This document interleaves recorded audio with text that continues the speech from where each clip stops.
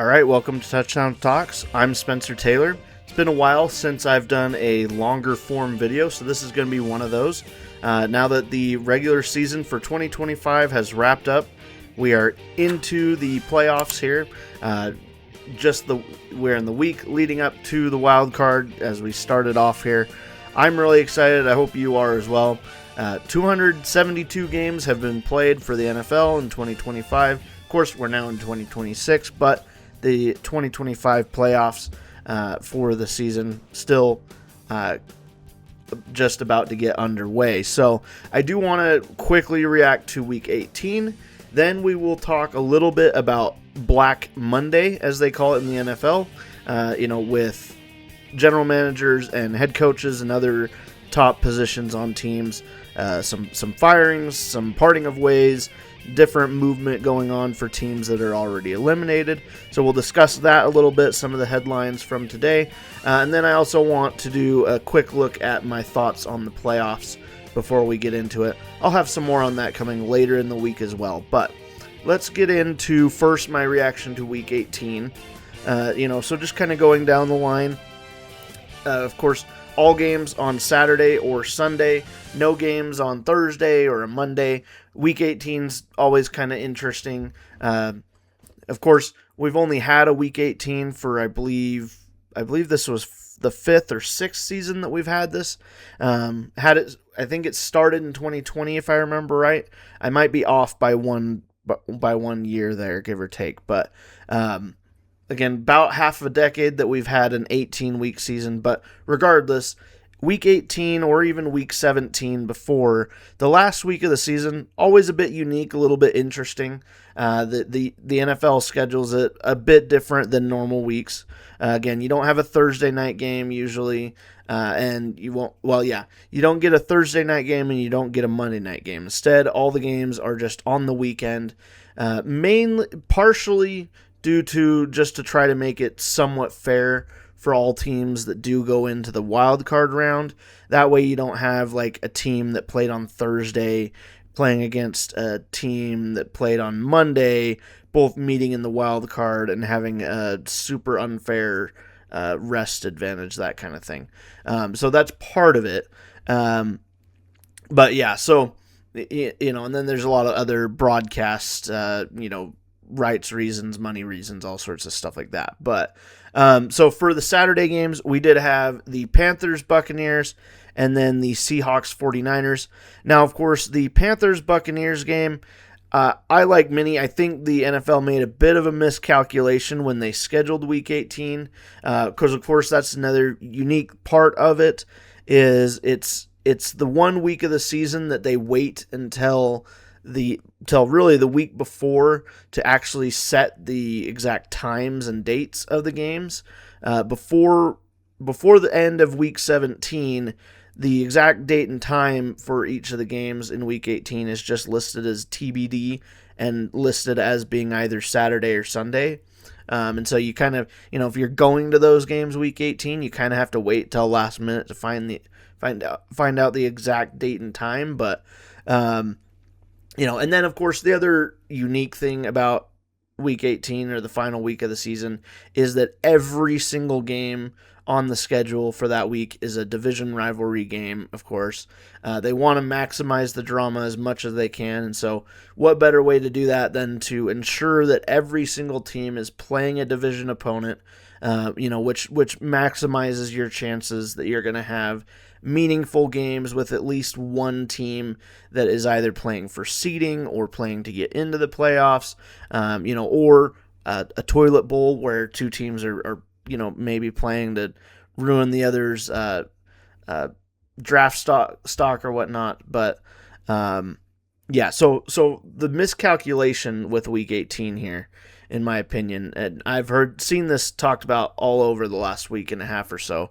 Because the schedule for Week 18 came out just after Sunday Night Football. After the Sunday action of Week 17, they announced the schedule for Week 18, and then in Week 17 on Monday night we had the Falcons, who got a huge upset win over the Rams, and I don't think the league expected that to happen. Again, it was a huge upset. Falcons were underdogs of double-digit points, so I don't think the league expected the Falcons to win, because what happened, the Falcons winning made it so that this Panthers-Seahawks game became less meaningful, because what we ended up having was, this game mattered to both teams, Buccaneers, Panthers. Buccaneers did win 16-14. However, this game was really more important for the Buccaneers, but still only just barely, because what ended up happening is, with the Buccaneers beating the Panthers, they both tied at 8-9, and just based off the way tiebreakers ended up lining up in the lowly NFC South this year, is that we had the top 3 teams in that division all tie at 8-9. So the Panthers and Buccaneers played first game of Saturday, and rather than being a play and you're in type of a game, it ended up being a play, and if you're the Buccaneers, play. It went from being a play and you're in game to what it ended up working out to, where, because the Buccaneers won, the outcome as far as who made the playoffs out of the two was then determined by the other NFC South rivalry matchup. So it was kind of an odd dynamic. I think it worked out in a sense. It made that Falcons-Saints game more interesting, but that's part of why people are saying that there was maybe a little bit of a miscalculation. You had some other games that you could have put into Saturday to give more focus to those, or you could have, even for the NFC South, put the Falcons-Saints game ahead. I don't know. But regardless, so the Buccaneers won just barely, scraped out really it was a low-scoring, messy, wet game that the Buccaneers just managed to hold on to and get a win of 16-14, which, again, the ending result ended up being we had to wait till Sunday, the early slate, with the Saints and Falcons battling it out. It did end up being the Falcons ended up winning that one 19-17, and so because of the tiebreakers, that boosted the Panthers in the tiebreakers up to the top. So the Panthers win the NFC South division, get the number 4 seed. Buccaneers and the Falcons are eliminated. Which crazy thing is, the Buccaneers, of course, only just barely eliminated. Falcons, a team that has been eliminated since like the end of November. And then they've, in December, stormed back, won quite a few games, including, of course, the Week 17 upset in primetime against the Rams. So, just funny. The Rams, of course, and we'll get into this in a bit when I talk about Black Monday with head coaching firings and stuff. The Falcons, in the last few years, one of those teams that has a unfortunate, awkward record of winning games when they've been eliminated late in the season. Them and the Giants share that unfortunate history in recent years. But yeah, for the other Saturday game, Seahawks 49ers, the Seahawks dominated this game, won by a score of 13-3, really low scoring game. Seahawks secure the number 1 seed in the NFC for themselves. This Seahawks defense is for real. Outside of the Texans defense in the AFC, I don't think there's a scarier defense in the league in 2025. And as we all know, it's not an uncommon saying, defense wins championships. And you see it every year when we get to the NFL playoffs. The speed at which the guys are playing at, we've eliminated about half of the league, the bottom half of the league. At this point, especially with the stakes being as high as they are, the speed that you see, it comes off the television screen. It's not hard to see it whether you're watching it from home, whether you're at a stadium, and of course, I'm sure for the players and coaches themselves, the level of pressure and the level of excellence that gets shown in these playoff games is just so much different. And with that, we often see, these teams, sometimes even ones that have really high-powered offenses during the season. Yeah, sometimes that does transfer over into the playoffs, especially in games that maybe are indoors and things like that. But when the games are out of doors, being that it's winter, in most cases it's going to be a cold, often not great weather game, that can be a factor against offenses. And just in general, even if it isn't in an indoor stadium, just with the ramped up expectations and speed that ends up happening in these games, defenses start to turn it on sometimes in the playoffs. And especially once you get to the Super Bowl, and people often say sometimes sometimes the playoff games or even some regular season games end up being the more exciting, high scoring games, because especially once we get to the Super Bowl, oftentimes you see in the Super Bowl semi-low scoring, semi-weird scores for the two teams that end up in there, just because the defenses often end up showing up way more than you might expect in some Super Bowls based off the teams. But for this Seahawks team, to dominate the 49ers and not allow them to do really anything they wanted to, really impressive. And this was in San Francisco on the road for the Seahawks. And Sam Darnold, to his credit, didn't play terribly. Had a decent stat line. That's going to be the biggest concern for most people, including myself, with the Seahawks, is do you trust the quarterback? I think if you were to rank the 14 quarterbacks that are in the playoffs now with their 14 respective teams, at least me personally, and I know some people, I would have a hard time ranking Sam Darnold too highly, at least as far as, do I trust him to not make a mistake, and to, do I trust him in a late game situation?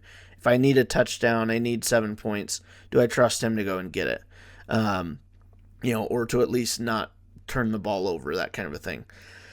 And Darnold just, unfortunately, he's done a lot of good stuff and been with some successful teams 2 seasons in a row now where he's been on a team that got in, that won I believe, if I remember right, the fun fact, if you will, is he's the first NFL quarterback to, in 2 seasons in a row, win 14 games with a different team. Last year doing it with the Vikings, this year doing it with the Seahawks. But obviously last year they did that, the Vikings did, and then they got to the final week of the season, week 18, and the playoff game afterwards, and in both games Sam Darnold turned into a pumpkin, threw a bunch of interceptions, just didn't look great, and the Vikings ended up losing both those games and being eliminated in the wild card when they could have won the first seed had they won in week 18. So, but to Sam Darnold's credit, this time, week 18, against a division rival for the number 1 seed, he did all right. He did good. He had put up some good stats. He did what the Seahawks needed him to do. And again, I'm not trying to diminish his stats. It's just that, at least for me, I try to not be unfair, but Sam Darnold is one of those quarterbacks that, to me, just because I've seen him fall apart in the big moments, he's one that until he overcomes that in a playoff game, I'm just not gonna. I'm gonna have a hard time completely letting that go, that doubt in him. But again, the Seahawks overall, I think their defense, though, makes that almost not matter. This coaching staff for the Seahawks, their general manager, I think they're doing a really great job in recent years. And this defense is for real. And interesting stat, or another interesting fact, is the last 2 times the Seahawks won the Super Bowl, both times that season in that season, there was a new pope, and the Seahawks won the number 1 seed in the conference. So this will be the third time that they've done that. And I should say, the point of this fun fact is the previous 2 times that happened, there was a new pope. They won the number 1 seed in the NFC. Both of those years prior, the Seahawks won the Super Bowl. So they've new pope. They got the number 1 overall seed. Are they going to win the Super Bowl again? I don't know. But certainly a odd coincidence. I don't know, whatever you want to chalk it up as. But for the Seahawks, though, I do very much see them being a contender. I would not at all be surprised if they at least make it to the Super Bowl. Again, you got the number 1 seed, you got that first round bye. That is already one step closer. For any of these teams, if you didn't get the first round bye, you've got 4 games that you need to win in a row.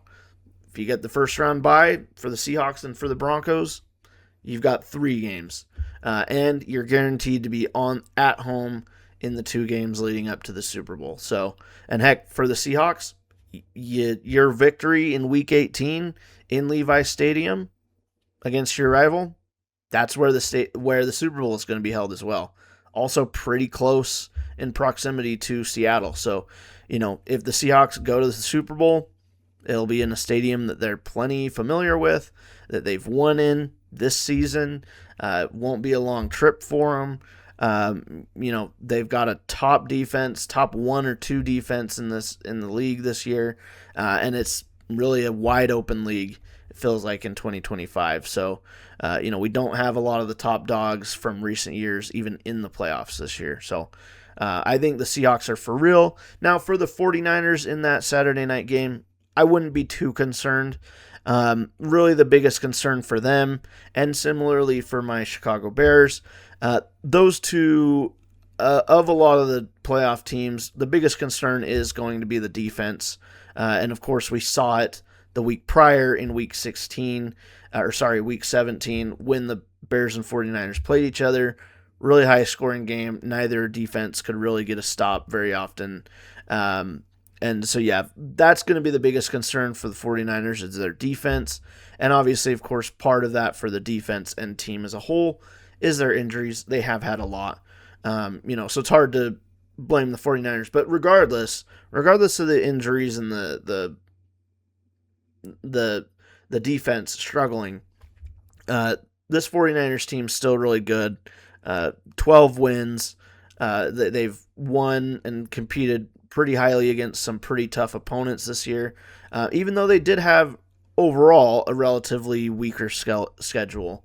I think I will say strength of schedule to some extent I think is a little overrated throughout the season when people talk about it. I think for many people that bring that up a lot, I think if they were to look back at NFL history and look at the overall strength of victory and strength of schedule for past Super Bowl winners and top playoff teams in those years, you'd find that strength of schedule, strength of victory, there is a correlation a little bit to the teams that make it far in the playoffs, but you'd find that, there are some Super Bowl and high achieving playoff teams that did actually have a pretty weak schedule going into it. So having a tough schedule isn't everything that some people make it out to be. For the 49ers, I wouldn't be too concerned. I think you're going to be you're going to be great live, competitive game and an exciting one in the wild card round. But going into the Sunday slate, we had for an AFC North toilet bowl game, we had the Browns and the Bengals, Battle of Cleveland, and we had the Browns getting the upset win. They were underdogs of 7.5. They got the win 20-18. And of course, the biggest headline of the game, the Myles Garrett sack that ended up giving him the record, breaking the previous record held by Michael Strahan, with Myles Garrett recording his 23rd sack in a single season. So Myles Garrett now has the overall single season sack record in the NFL. Of course, sacks have only been recorded as an official stat since about the 1980s, so it's not really a stat that actually goes all the way back through NFL history. But still, though, it's a record that previously had been standing for about a decade, and before Strahan. And I should say, Strahan beat the record back in, I believe it was early 2000s. Pardon me for not remembering the exact number, but before, it was like 2003, something like that. When I was too young to remember it. Sack against Brett Favre. But then TJ Watt tied that record a few years ago. And then now Myles Garrett finally beat it. But so, I mean, before Strahan, the previous record had lasted for like 2 decades. So a decade or two. So, it's a great accomplishment for Myles Garrett. Fun, cool that they stopped the game for a second to recognize him, that kind of stuff. I know the Bengals head coach wasn't a fan of that. I don't know. Dude, you're playing in a toilet bowl. I don't know what to tell you. Play better next year. I don't know. Other early games for Sunday, we had the Packers and the Vikings. Vikings getting a win 16-3 over the Packers, who got a field goal to end the game.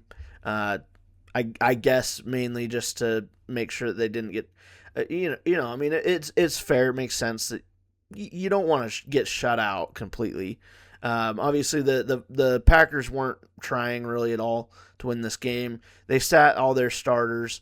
There was no secret that they weren't putting much of any effort into this. They were also on a third-string quarterback, being that they were, not only sitting Jordan Love, but Malik Willis gotten injured recently. So they were down to a third-string quarterback. Rest of the roster, you were on second stringers, third stringers. So they were definitely not trying to win necessarily, but, I know there's a lot of consternation and freaking out among sports bettors that the Packers need to be investigated. That being because the spread for this game was 13.5. And so with the final score of 16-3, the Packers just barely covered that spread of 13.5 by kicking that last second field goal. And so there's some people that are complaining that the Packers just did that to, whatever, because Vegas called in and asked them to. But, come on. The Packers, sure, they weren't necessarily trying to win the game. Well, okay. They were trying to win the game, from a coaching standpoint. You still are going to coach. You're still going to try to, but again, you're giving second, third string guys reps. You're not. This game didn't matter. It didn't mean anything to the Packers.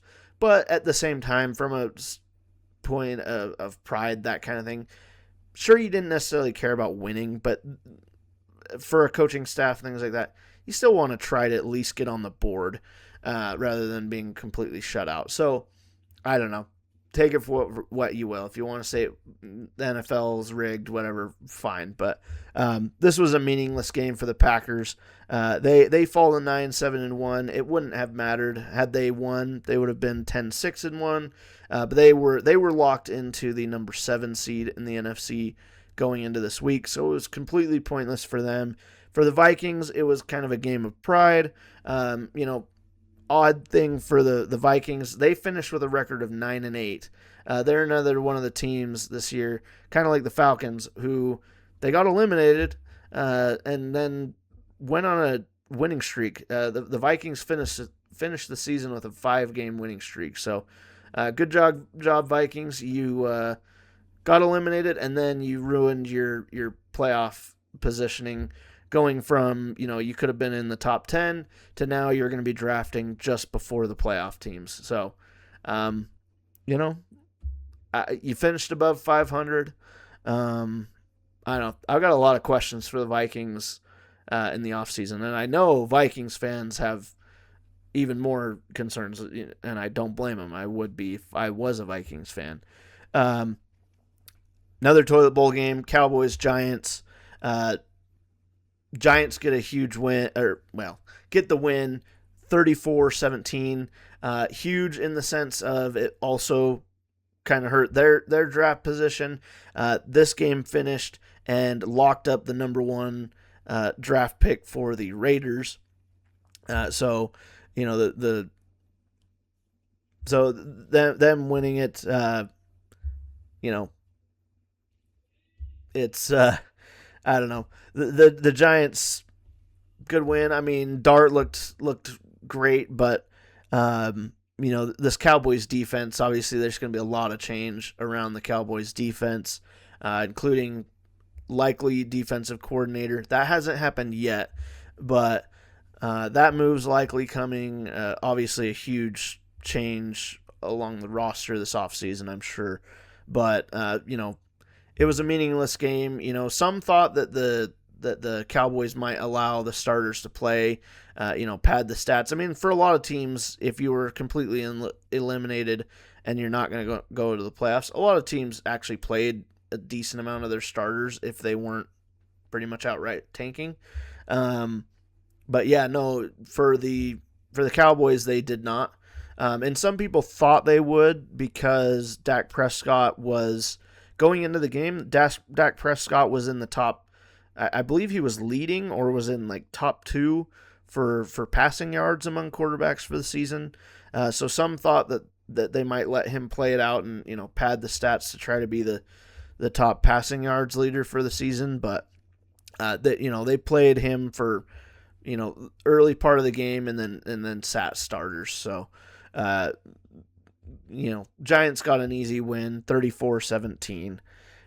And then an AFC South matchup, the Jaguars at home against the Titans win a monster game. This game did matter for seeding for the Jaguars, so that's part of why they tried. I was a little surprised that they, kept starters in as long as they did and that they bothered with driving up the score as high as they did, but when you're playing the Titans in 2025, I guess, I don't know, kind of hard not to score.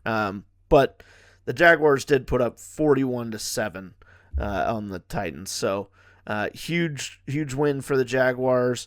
I believe it's the best record by, if I remember right, the Jaguars do finish with a record of 13-4. I believe, if I remember right, that record is the best record for an AFC South team since the 2009 Peyton Manning Colts. I know it was the Peyton Manning Colts. I might have the exact year wrong, but I know it was at least close to 2009. But still, pretty cool accomplishment for the Jags. They're going to have some home games in the playoffs. They look like one of the hottest teams in the league going into the playoffs, and also one of the most well balanced. They look good on offense. They look good on defense. Their quarterback, Trevor Lawrence, playing some of his best ball in recent weeks. With Trevor Lawrence, there's always been, obviously it was a high pick. A lot of belief in him early on because of his physical traits and his and abilities. But he's always kind of had this thing. He's been one of those quarterbacks that just occasionally will just flip a switch in his head and do something dumb that nobody can explain why he would have decided to do it, leading to a fumble or a turnover of some sort, often goofy looking. But for Trevor Lawrence, recent weeks anyways, he's kind of turned that off. He hasn't gone into that, and he's been playing really well. He's been showing the other part, the talented part that people saw in him coming into the league. And so, hats off to Liam Cohen, the head coach for the Jaguars, one of the many first-year head coaches this season that not only has his team improved, but in the playoffs in a high seed. We got a decent amount of those this year in the NFL. But yeah, so for the Jags, they're a scary team. They win the AFC South, and deservedly so. They're going to be a scary opponent. The other AFC South matchup early on Sunday was the Colts at the Texans. Super depressing season for Colts fans. I feel so bad for Colts fans and for the Colts players and organization. Going, I believe it was 8-2, and then falling all the way to in the end, or actually it was, I believe it was 7-1, something like that. But you go the first half of the season basically undefeated. Actually, yeah, they were undefeated for quite a while as well. They were leading the league as far as wins goes for the first half of the season. They were really got within a couple games of, if they had won 2-3 more games earlier on in the season, they would have been pretty much a lock to make the playoffs. It certainly felt like they were headed towards that. They felt like they were, it felt like the Colts were headed towards being the first team to clinch a playoff berth, possibly. But first of all, the AFC South as a whole, outside of the Titans, played really well this year, and they, unfortunately, due to injuries, mainly due to, surprisingly, Daniel Jones, it really derailed their season. It's very surprising. I did not expect coming into 2025. The Colts have been quite a roller coaster in 2025 to watch. Coming into the season, I doubted them. Coming into the season, I had the Colts going 2-15. So I thought the Colts were going to be absolutely atrocious, because I didn't think Daniel Jones was going to be a good quarterback for them. I thought, most people didn't think the Colts quarterback situation was going to be any good. At best, people might have thought that the Colts would be somewhat middling, thanks to the rest of the roster. And the rest of the roster certainly helps, especially when you got a running back named Jonathan Taylor. But, surprisingly enough, they came into the season, they looked on fire. Daniel Jones was playing out of his mind, best ball of his career. And then, unfortunately, he started getting beat up, played about a game and a half on a broken leg, ended up tearing the ACL, ending his season. And then from there, it's just been downhill for the Colts, pretty much losing out from there on and ending with a final record of 8-9, which is pretty interesting. The sports books before the season had their win total odds at anywhere from 7.5 to 9.5. So sports books, they get a lot of stuff pretty darn close to right. I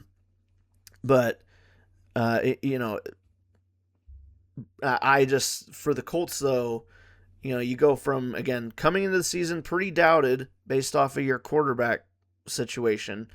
You had Daniel Jones, Riley Leonard, and you had Anthony Richardson. So, again, not really a glamorous, shiny quarterback room coming into the season. So nobody really had much belief in that. Certainly not me. Again, I had them being one of the worst teams in the league. They still didn't end up being that, of course. They started out super hot. I even made a mid-season video talking specifically about the Colts and altering some of my predictions because of them. And then, they still kept staying hot a few weeks after I made that video. And then, again, it was like 3-4 weeks later that Daniel Jones got hurt. Things fell off the rails from there. Of course, the Phillip Rivers experiment, that's another interesting part to the story for the Colts in 2025, but it didn't really end up yielding much of anything, certainly in the win column for them. Won them some headlines, but that was about it. And they finished with a record of 8-9, eliminated from the playoffs, multiple weeks before the season even ended. So just a heartbreaking season for Colts fans. So their game against the Texans, was actually pretty entertaining to end the game, to end the season. Riley Leonard, that is one of the interesting things for the Colts and for Colts fans going forward, is I do have a lot of questions about what you do this offseason for your quarterback room going into 2026. I could see the Colts keeping Daniel Jones. I believe they've got him on a 1 or 2 year deal. But certainly I think if you're the Colts, you keep Daniel Jones for this year, as, with the idea of him being your bridge quarterback. You, throughout this offseason, continue to see what Riley Leonard can do for you, and then you go into next season and kind of do that, and maybe Riley Leonard could be something in the future, maybe not. But yeah, 38-30 Texans and Colts, pretty high scoring, close game, and for many parts of the game up until the fourth quarter, it looked like the Colts were going to win this one. And this wasn't a meaningless game for the Texans either. And the Texans are one of the scarier defenses coming into the playoffs. So to have a 38-30 game, pretty impressive loss to go out on for the Colts. Again, on a pretty disappointing, depressing end. But, I wouldn't be super... I don't know. I feel like there's at least some room for some hope if you're a Colts fan. Bills, Jets. I barely watched this game. This game barely even showed up on Red Zone, if you watch that. Bills won by a score of 35-8.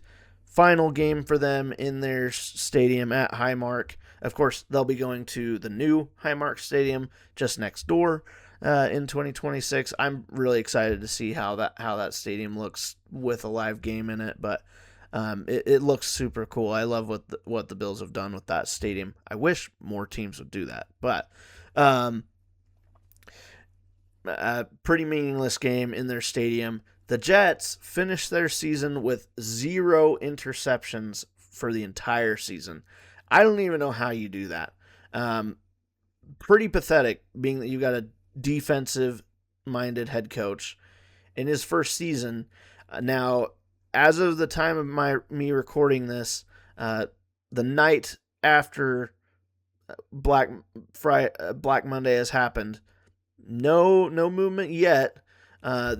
The Jets haven't fired anybody yet, at least not fired the head coach. And I understand, again, first-year head coach would be pretty quick, but it's not unheard of. It's not unseen. And certainly in situations like the Jets this year, the Jets basically every year, 13-4, and again, defensive head coach, his side of the ball is defense, and the defense couldn't even get a single interception for the entire season.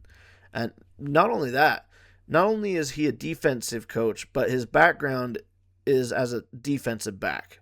I don't know how you go the whole season with 0 interceptions.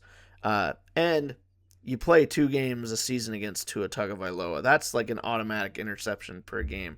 I should know. I've won plenty of money off of that this year. So I don't know. If I'm a Jets fan, I'm sorry, but I'm wanting them to move on from the head coach.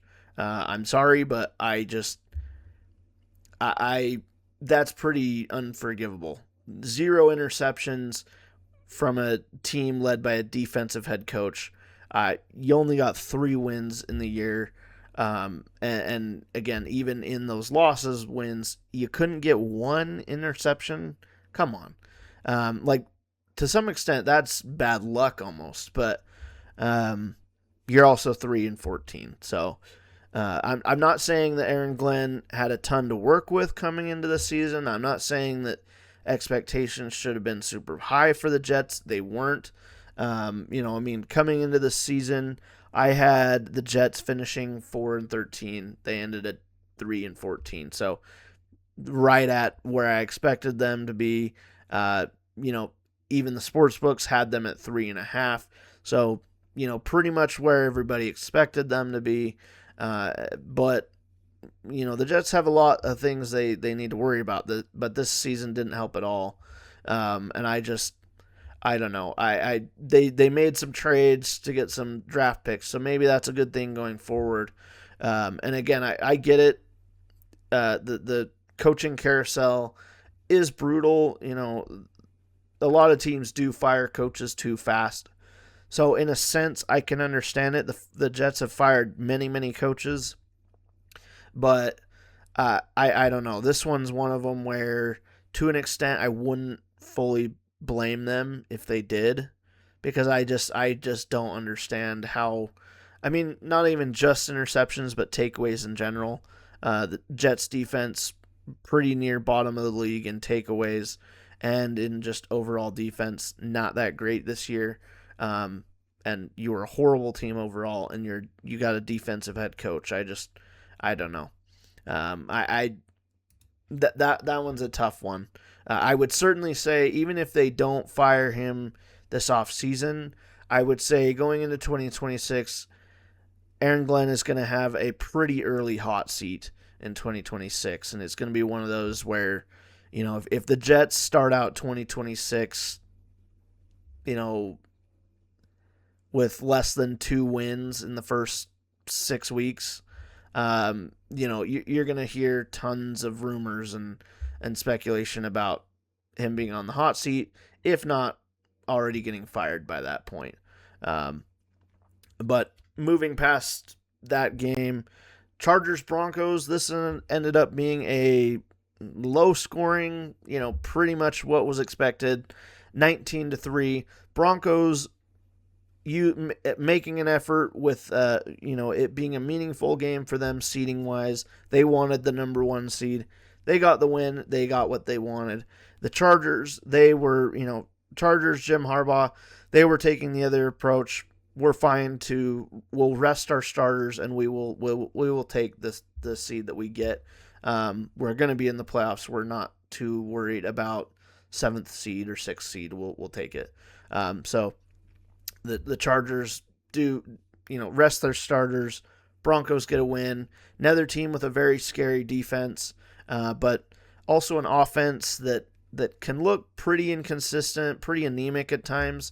And especially with the quarterback, Bo Nix, he's got some talent, he's got some ability, but just sometimes looks maybe a little unconfident, sometimes, inconsistent. He is a young quarterback, so that's part of it. But, for the Broncos, though, they did get the number 1 overall seed, so they're on to the division round of the playoffs at least. And, of course, again, because of that defense, and you're going to be at Mile High going on the road there to play them.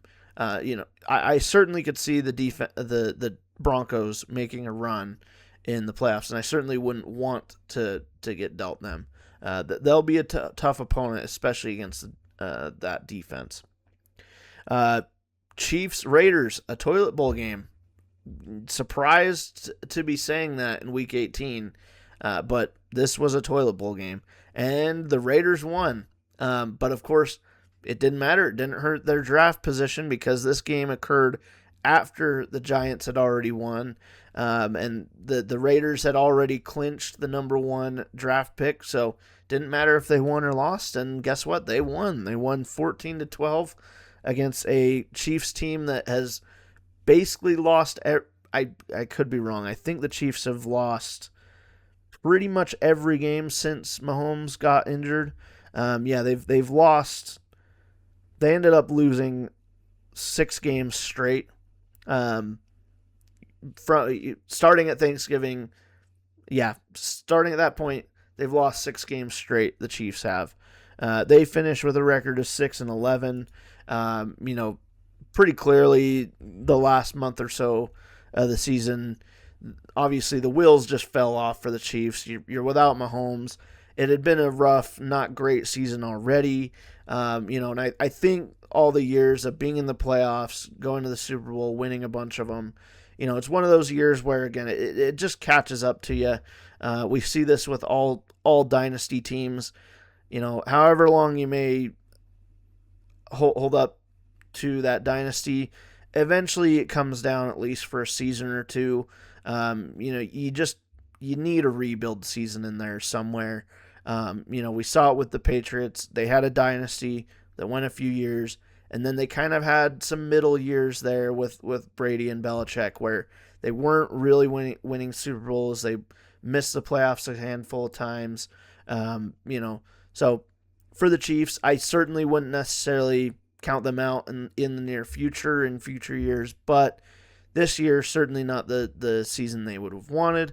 And of course, for the Chiefs, probably one of the bigger headlines and questions the next couple months, and maybe throughout the offseason is going to be what Travis Kelce is going to do. Is he going to retire or not? I would assume he does, but it could be one of those things where, guy's got an itch, wants to go out with a bang, wants to go out with a ring.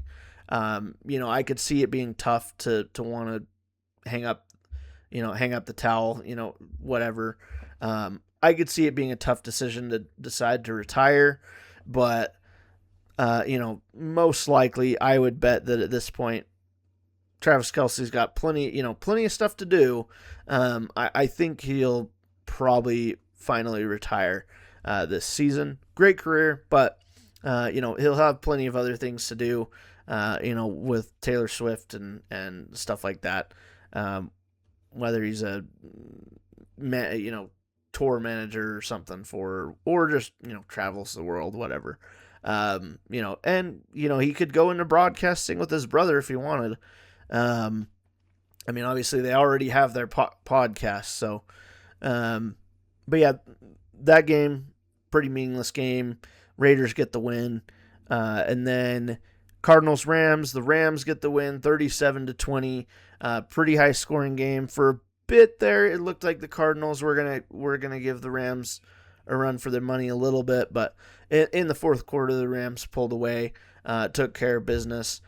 They could have fallen down to the 6th seed had they lost it, but they took care of business in the end. And then we will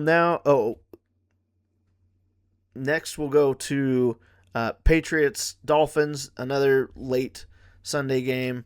A lot of those in Week 18. Patriots taking care of business at home, 38-10 over the Dolphins. Dolphins, pretty middling, pretty inept. Had looked a little better at times during the last half of the season, but not much. And then the Patriots, of course, one of the better teams going into the playoffs. One of the teams going in with a first-year head coach, at least in this current tenure. Of course, Vrabel's not a first-time head coach, but this is his first year as the head coach with the Patriots, and a pretty quick turnaround for the Patriots. So, young quarterback, new head coach, double-digit wins. They're in the playoffs with a high seed. They've got the number 2 seed in the AFC, so the Patriots will be an interesting one to watch. It'll be one of those teams that, they haven't been there in recent years. Again, a lot of the people involved in the organization maybe a little less experienced in the playoffs now. Vrabel has some experience, though, so that'll be key and probably very helpful for Drake May at quarterback. I'm excited to see what the Patriots do in the playoffs. And then we had the Commanders and the Eagles. Commanders getting the win, 24-17. This was a big deal. This game and the Chicago Bears-Lions game going at the same time, late Sunday, obviously was done on purpose by the league because it was a duel between the Eagles and the Bears as to who was going to get the 2 seed and who was going to get the 3 seed. Now, for the Bears, thanks to the Commanders getting the win over the Eagles, the Bears locked up the number 2 seed regardless of what they did. But, of course, these games were going at the same time. So, really up until the last moments of the game for the Bears, you didn't necessarily know that. And even then, at that moment, the Bears were busy trying to mount a comeback of their own, which they, once again, almost did. This Bears team is the cardiac Bears. there's no way around it. I cannot believe the amount of years I am shaving off my life for this season. I really wish I had a heart rate monitor for that game yesterday, because I tell you, no joke, my chest was legitimately hurting towards the end of that game, just because of like how much stress I had during that game. I'm very glad that of the two games that I was strongly considering going to this year, Bears, Packers, Lions, Bears, in Soldier Field, I'm glad I chose the Bears Packers game. Of course, being that it went our way, for Bears fans. That one went our way, but this game was eerily similar. Went into the fourth quarter with the Lions up 16-0. In the Bears Packers game, it had been like 16-3 or something like that, 13-3, I think maybe. So yeah, it was an eerily similar game. The Bears just fully asleep on offense in the first three quarters. Just couldn't really get anything going. Really didn't even have the ball for most of the game. And part of it is just the defense. The Bears defense is a cause for concern. To the Bears' credit a little bit, you've heard broadcasters this year, including Tom Brady, maybe talk about it a little too much, it feels like, of giving Dennis Allen and the defense credit for bending but not breaking. I know that's not an uncommon thing to say about a defense, and sometimes can be really good. But how much are you bending? And unfortunately for the Bears, the way they bend is that they cannot stop the run. They're not great against the run for the most part. And yeah, they're a little better once you get to the red zone, which helps. And to the defense's credit, you can kind of see it when you look at some of the scores from Bears games this season. They have been in some low-scoring games, including against the Lions and the Packers. Especially in some of these important division games, they've kept the score pretty low. So you do got to give the defense some credit there. But the problem is they're way too susceptible to teams dunking them down the field, which wastes clock. And even if you stop the opponent from scoring a touchdown, you let them into easy field goal range. They at least get 3 points basically every drive. And you just don't give the offense a ton of time to work with. But on the other side of the ball, though, the offense deserves some criticism as well. Just in general, the Bears offense, they just haven't, they just haven't, for whatever reason, in early quarters of in the first half, sometimes first three quarters of the game, just haven't really been able to get a rhythm going. You get a couple incompletions, you get one or two runs that get stopped, and they just, have way too many 3-and-outs or short possessions that also make it tough on the defense to have to go back out there so quickly. So yeah, they've struggled some of these games to get into a bit of a rhythm early on in the game, and then they force themselves into a have to have it moment last quarter of the game, have to mount a crazy multiple possession comeback, which they keep still either completing those comebacks or making a real strong attempt, which they did. The Bears, again, went into the fourth quarter down 16-0, and in the fourth quarter outscored the Lions 16-3. So, and had a chance to win it at the end. Just came up a little bit short this time around. Weren't able to get quite the outcome that we would have liked compared to the Packers game weeks before. But for the Bears, it was still a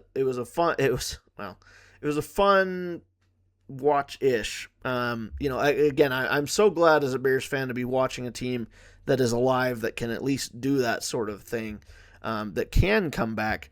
But my goodness, as I said, I'm losing years off my life for watching this.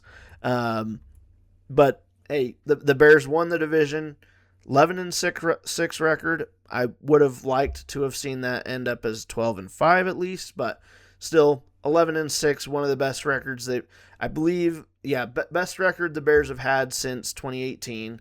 So certainly really great year for them. First division win since that year. The Bears have not won a playoff game since 2010.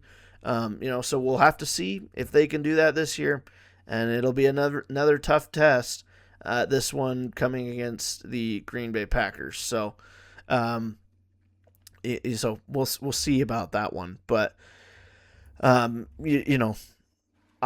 don't know. This team is the Cardiac Bears, but I love Ben Johnson, Caleb Williams. I love what they're doing. Not perfect by any means, but even in this game, still you just every game, especially late in the game, you just know, or at least us Bears fans know now, Caleb Williams and that offense is going to turn a switch, and they are going to be lights out. Like, you do not, if you are playing this Bears team, you do not want to be within 2 possessions of this team. They will find a way to come back or at least give you a scare, even if they don't manage to actually win it. They will put your feet to the fire towards the end.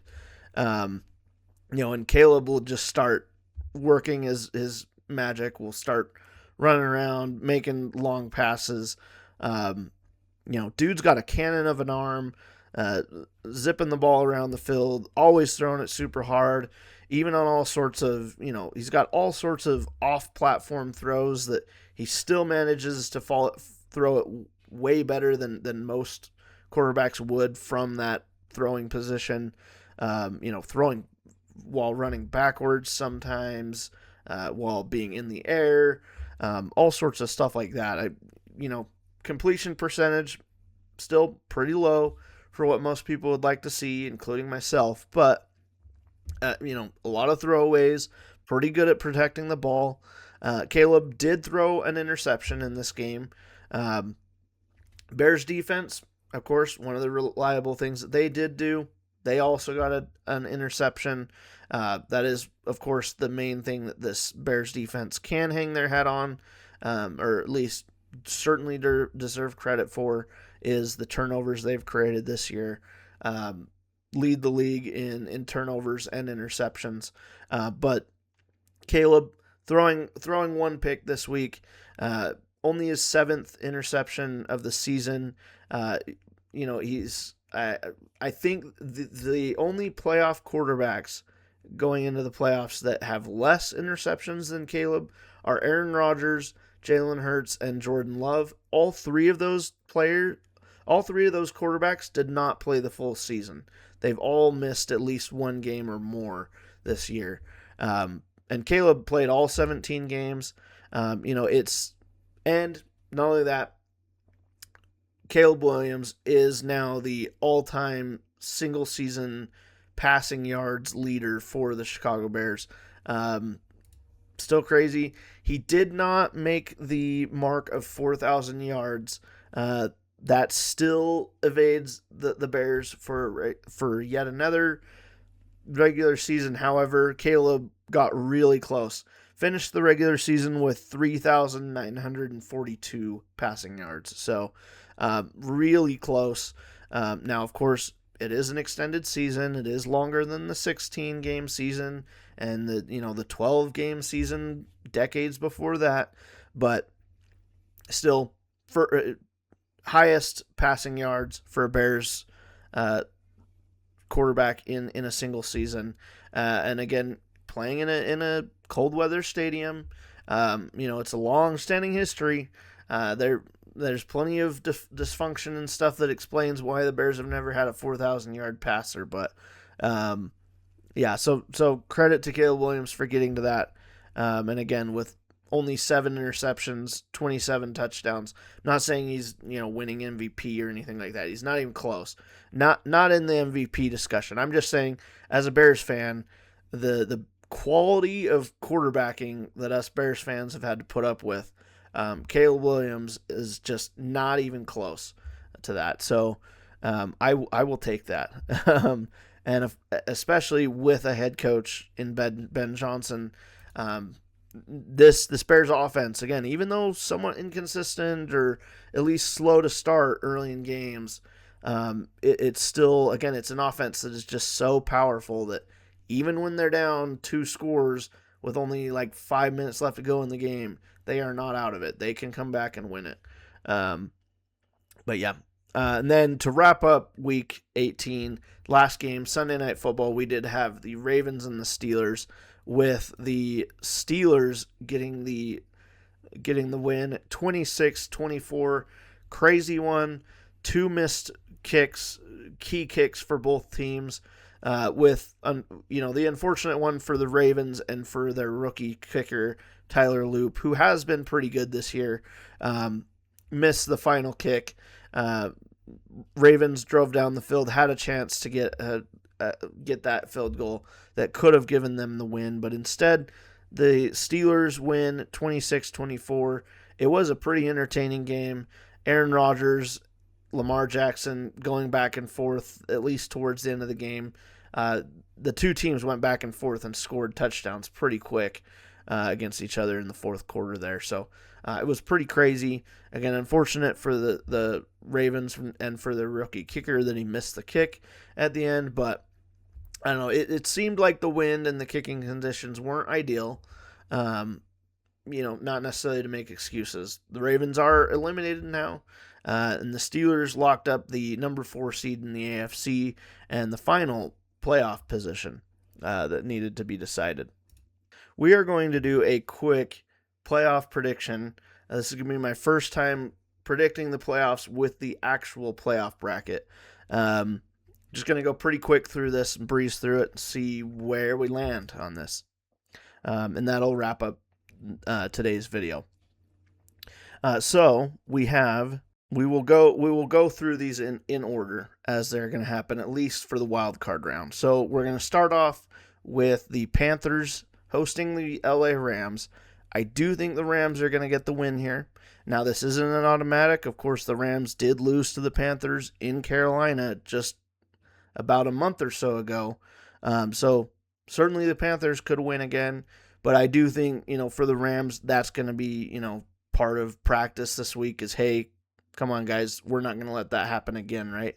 And Sean McVay, Matt Stafford, a lot of great experienced players and coaches involved there. I expect them to get the win in the playoffs in a game that matters. I think they will win it. The Rams are favored in this game,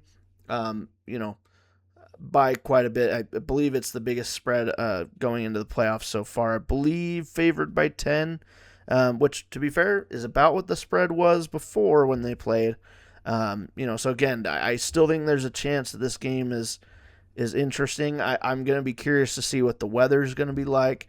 So I wouldn't count the Panthers out, but there is a reason they're going to be the underdog at home here in this game. The next game of Saturday will be the Chicago Bears, yet again on a Saturday night, hosting the Green Bay Packers. This one's a tough one. I kind of hate that I'm doing this one second on the bracket out of the 3, or out of all these games. It's going to be a tough one. One thing is the Packers rested their players. So, for a lot of players, for the Packers, they basically got a bye week. The Bears are not going to have had one. Also, for both of these teams, these two teams had very early bye weeks in the regular season. So, I really hope the lack of rest, doesn't end up catching up to the Bears. I hope the week off for a lot of Bears or a lot of the Packers starters doesn't give them too much of an advantage, but I do worry about that. But at the same time, as a Bears fan, this is going to be a positive outlook for the Bears. I'm still going to try to stay realistic for this overall playoff bracket, but I'm going to say at home, because the Bears have also been a little bit better at home as well this year.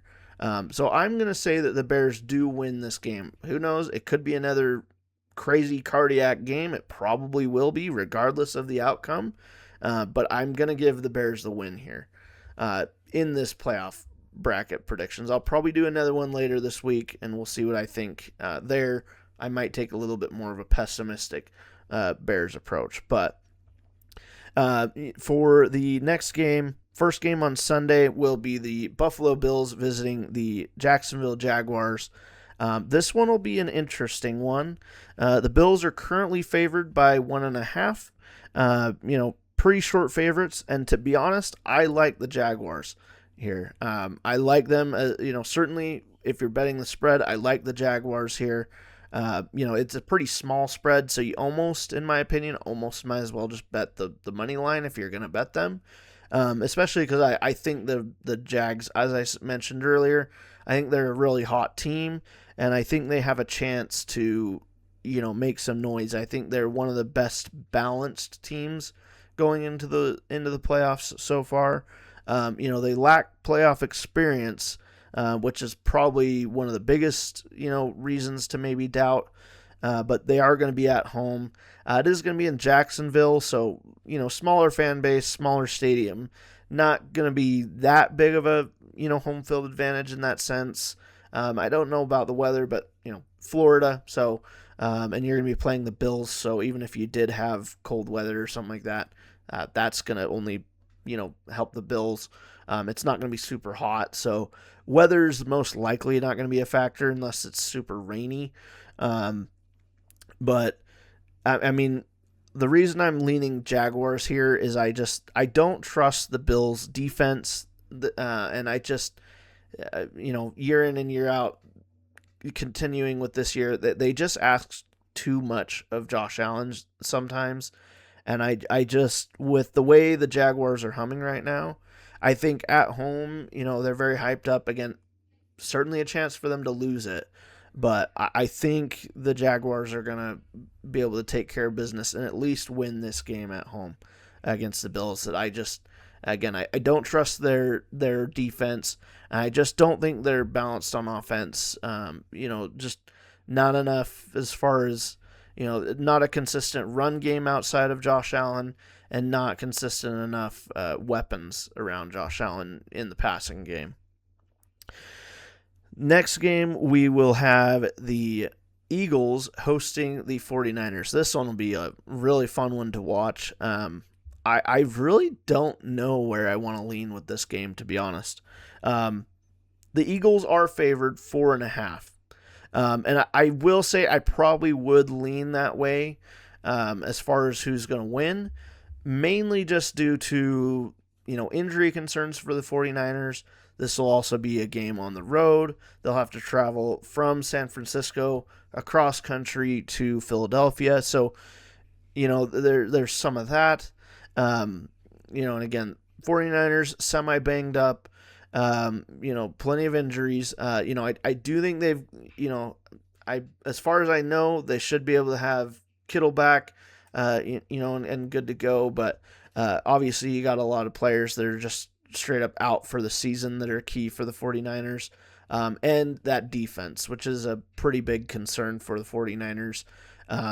Now, you're going up against an Eagles an Eagles offense that can be inconsistent at times, but you're going up a pretty good Eagles defense. So I think this game has a chance to be either really high scoring or really low scoring, and then pretty close throughout. I think this is going to be a pretty close game, but high or low as far as overall scoring, I don't know where I would lean. Again, you kind of got Eagles offense kind of inconsistent against 49ers defense, which kind of struggles at times, versus Eagles defense, which is generally pretty darn good, against a 49ers offense, which has a really good running game that has been doing pretty good this year. So I would lean Eagles in this matchup. Again, being on the road, injuries for the 49ers, I'm going to lean Eagles right now, but I could see this one going either way. And I mean, to be honest, as far as betting, with the spread being at 4.5, I'd be tempted to take that. I would be tempted to take that and with the belief that the 49ers are going to keep this close and that this might be one of those, whoever has the ball last and scores wins. So I think so that'll be my bracket for that side. And then the final game, final two games of Wild Card Weekend, Patriots, Chargers. I think the Patriots will win. Oh, I don't know. I will say this one's one that's tough. I do think the Patriots win it just because I have too much doubts about the Chargers' offensive line and injuries that they've had there. But for playoff experience at head coach, I would lean Chargers. And I do think the Chargers have a chance of covering the 3.5 spread. They are the underdogs, but this will be a road game for them. It'll be in New England, which should be actually pretty good home field advantage for the Patriots. So I've got the Patriots winning it. I don't know. These are playoff games. They're all going to be pretty tough to pick, but I'm leaning Patriots right now. Steelers, Texans. This one, I'm just going to go Texans. I'm sorry, but I could see this being a low-scoring, close game. Maybe the Steelers win in similar fashion to how they just beat the Ravens, but I don't know. I think the Steelers just have way too predictable of a reputation at this point of always getting just above 500, a game or two above 500, and then losing the first round of the playoffs. Especially when you just got into the playoffs off of a really high pressure game on a Monday. On a Sunday. It was a Sunday game for the Steelers, so nothing going on there, but I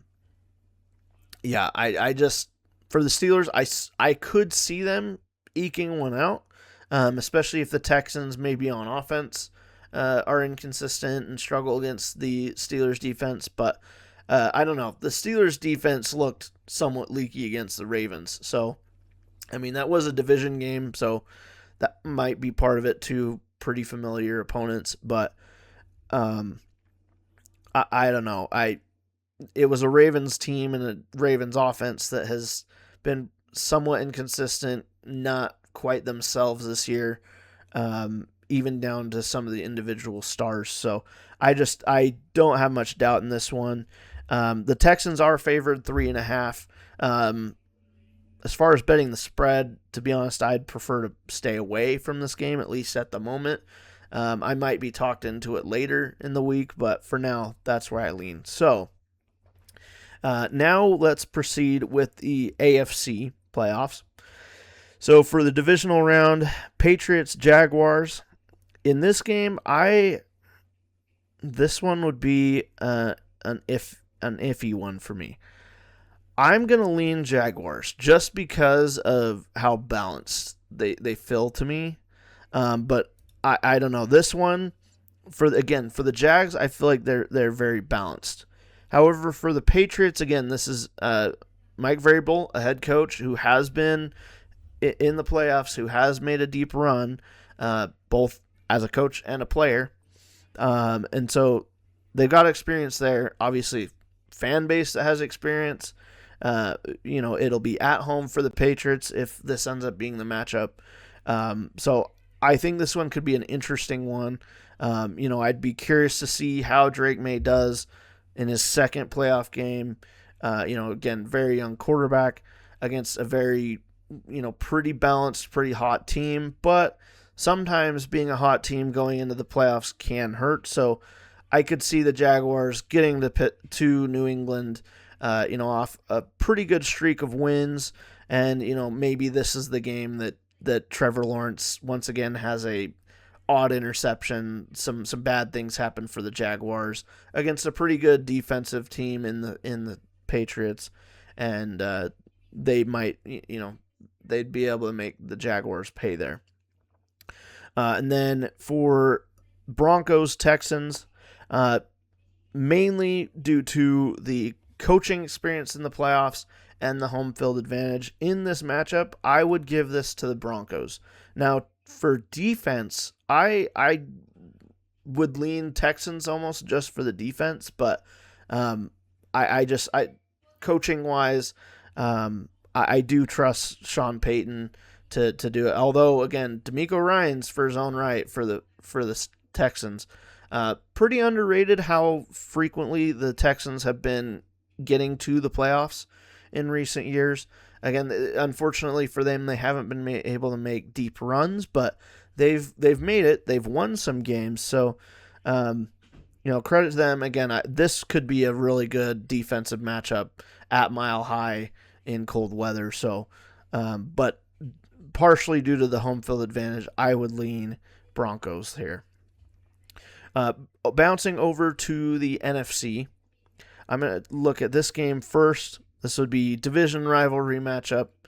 Rams visiting the Seahawks. This one's been a back and forth, of course, this season. It would be the third time for them. I would lean the Seahawks, though. I don't know. These two teams played tough this year, but I don't know. I just in recent weeks and the last month or so, obviously the perception of the Rams and just how they've performed has gone down a cliff a little bit. They were in pole position going into December to lock up the number 1 seed, and it really looked like they were headed that way. And right around the time of the upset loss to the Panthers, they kind of went on a streak of losing a few games, and I have my hesitations about believing that they can really. I have my doubts for the Rams in this matchup. The Seahawks defense just looks so good. The Rams, their defense has kind of faltered in recent weeks. You've also had Davante Adams missing.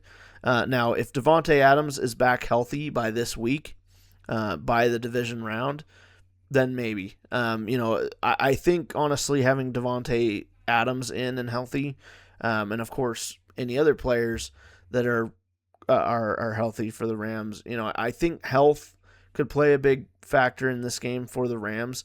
If the Rams come into this game really healthy, I could see them getting the win here on the road in Seattle.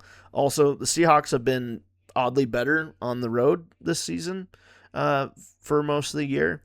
Again, not that being at home is a disadvantage for them, but I could see the Rams coming in and winning this on the road if they're very healthy and if they're able to have guys like Davante Adams back, because with Davante Adams in there, they were able to target Puka Nacua like they have all year for these long gains, and then especially in the red zone, they were able to turn to Davante Adams, and he was putting up pretty high touchdown numbers before he got injured. So I believe he was leading the league in touchdown receptions before he got hurt. So, and even though he's missed quite a few games the last few weeks, he's still pretty high in the rankings for receiving touchdowns. So, if they're able to get him back, that'll help the offense out a lot. But I think without Davante Adams, there's just too much pressure on the other receivers below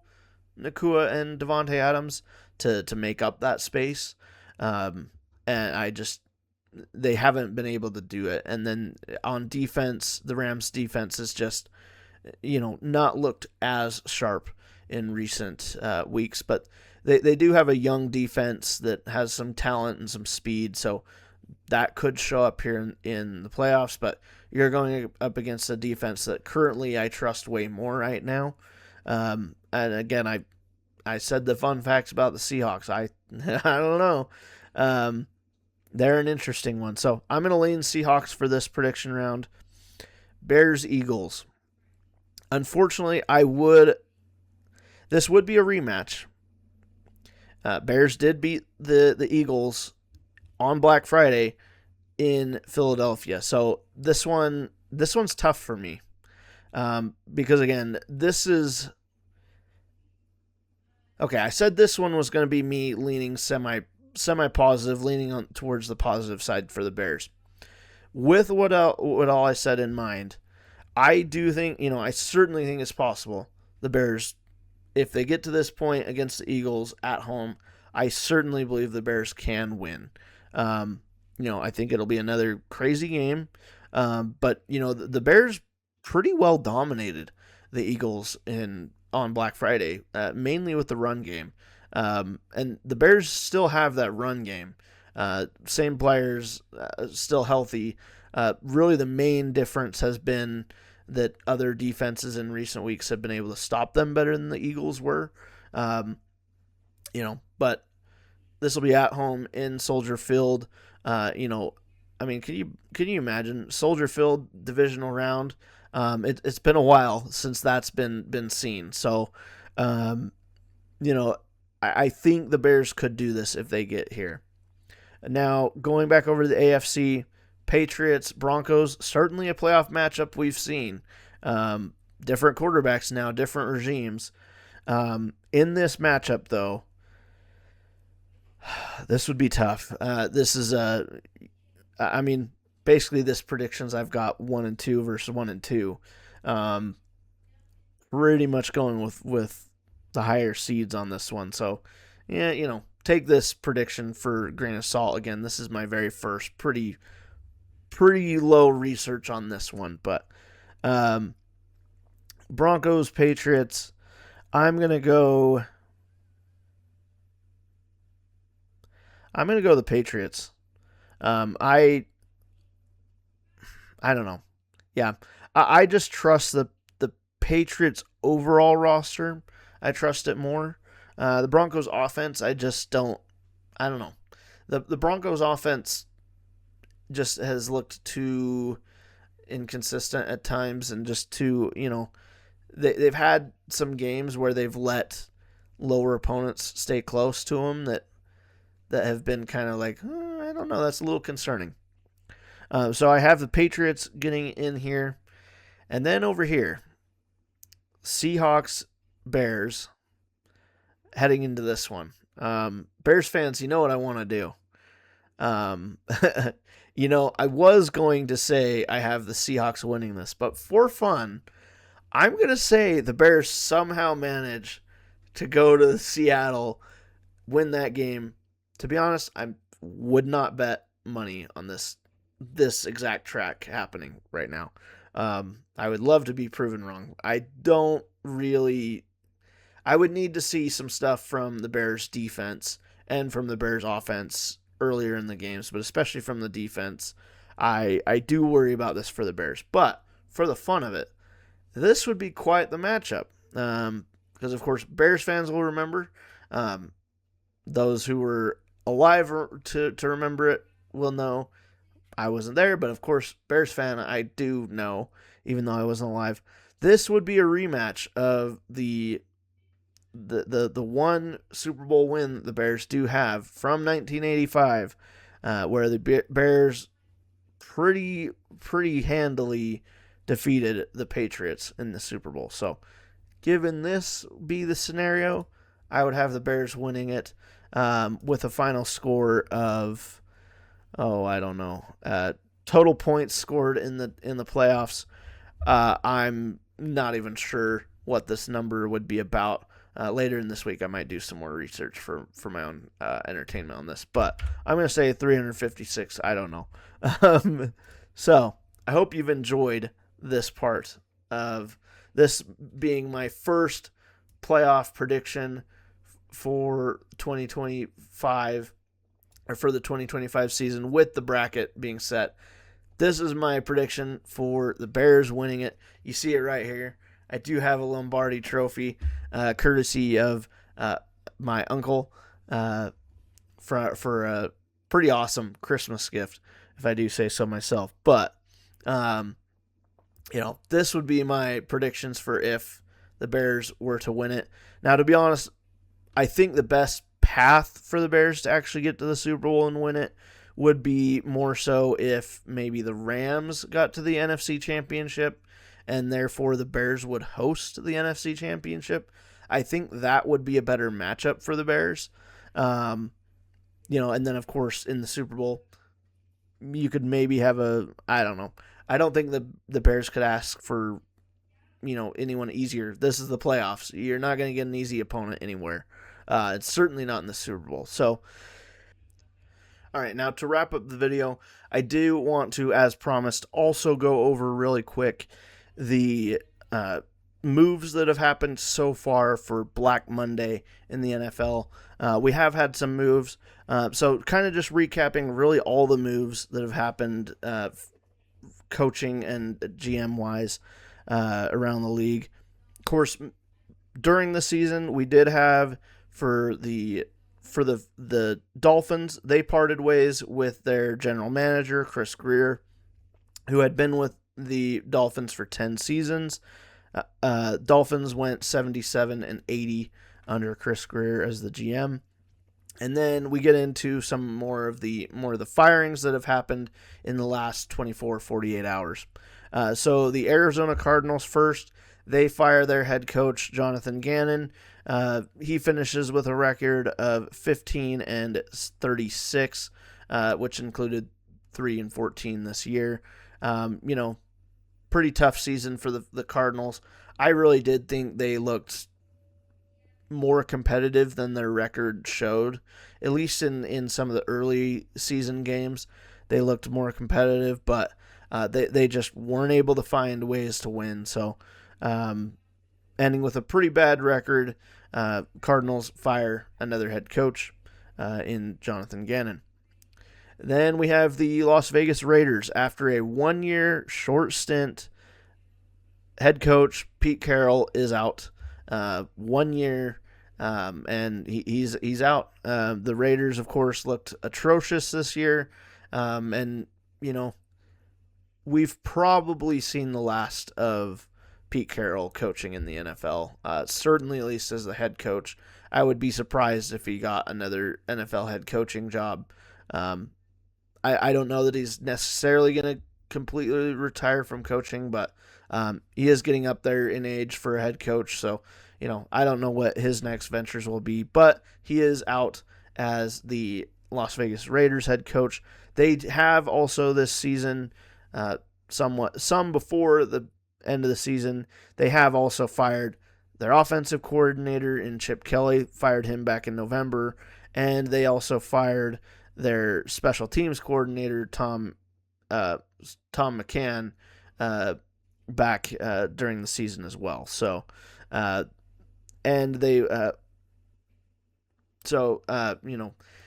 Raiders have a full coaching search ahead of them, which will, of course, be assisted by Tom Brady in some capacity as a minority owner. Next move in for Black Monday here was the Cleveland Browns did fire their head coach, Kevin Stefanski.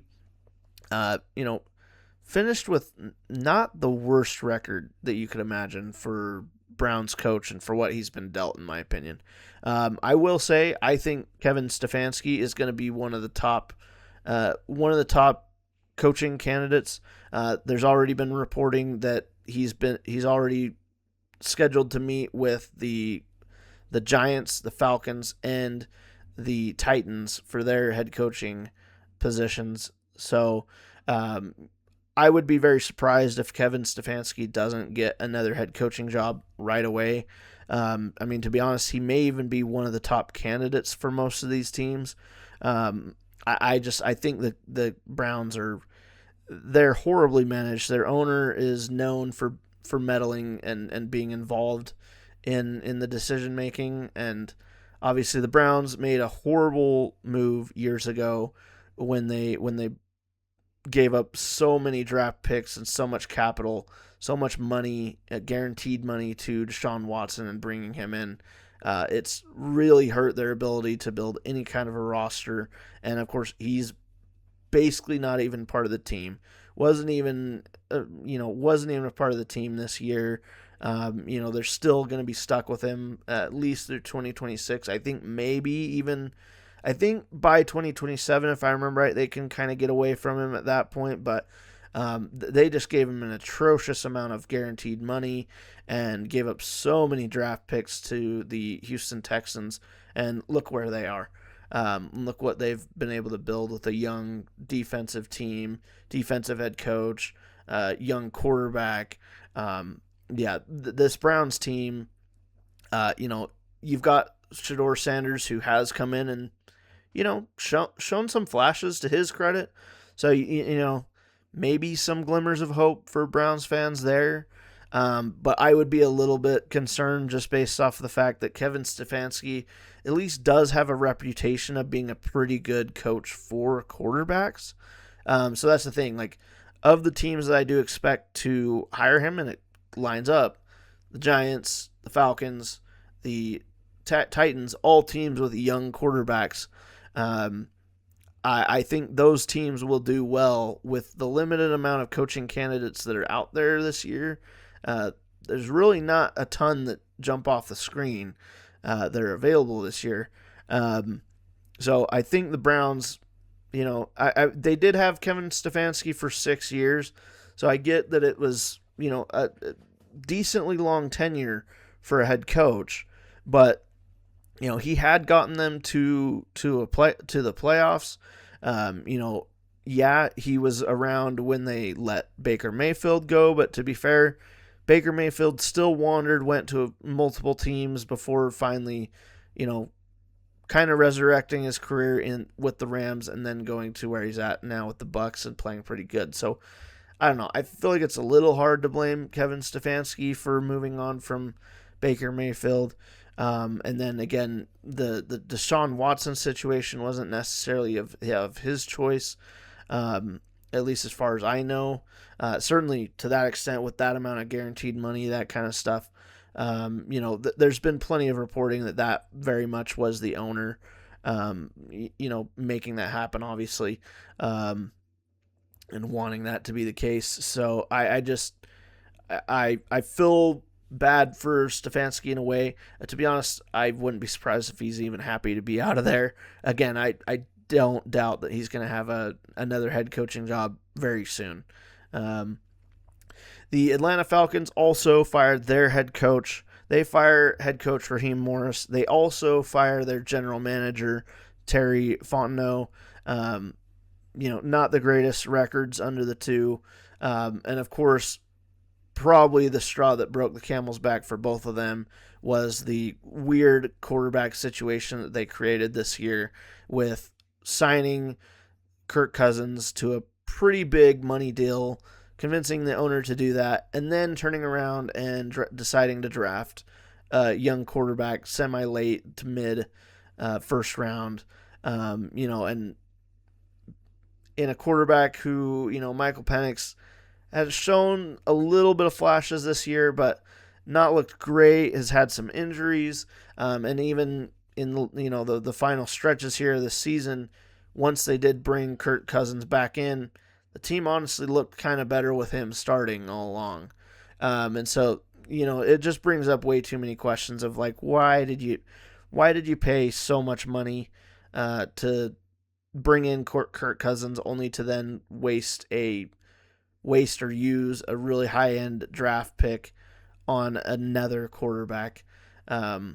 Just the money they gave Kirk Cousins was not bridge quarterback money. It was starting quarterback money at least for 2 years. I mean, they brought him in on a 4-year deal with pretty good money for where Kirk Cousins is at in his career. So, pretty head-scratching situation there. It's pretty likely that has at least some factor to do with why both the general manager and the head coach were fired. For the LA Rams, they have fired their special teams coordinator. That was back late December. The New York Jets, they've fired their defensive coordinator. That also was before the end of the season. They still haven't done much better since that. Of course, the Giants fired Brian Daboll mid-season, also fired their defensive coordinator. They retain their general manager, Joe Shane, which is honestly head-scratching to me, but he keeps his job. He'll be involved in the next coaching search. Dysfunctional teams do dysfunctional things. I'm sorry, but I hate to be like gunning for somebody's job or something like that, but we're like cheering for somebody to be fired. It's not even my team, but I can't imagine Giants fans are happy with him sticking around. I don't know. It's weird that they're keeping him as general manager. Tennessee Titans, of course, they had fired their head coach, Brian Callahan, middle of the season. But yeah, so key positions returning. I already mentioned Joe Shane for the Giants at general manager. For the Cardinals, they're also keeping their general manager. And for the Bengals, they're keeping both the head coach, Zach Taylor, and their director of personnel. Weird, dysfunctional franchise. I don't know. They make some head scratching moves. Their ownership is the ownership and the structure of the front office there is a little weird.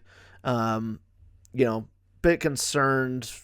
I don't know. The things that we've been hearing out of Joe Burrow and just his mentality.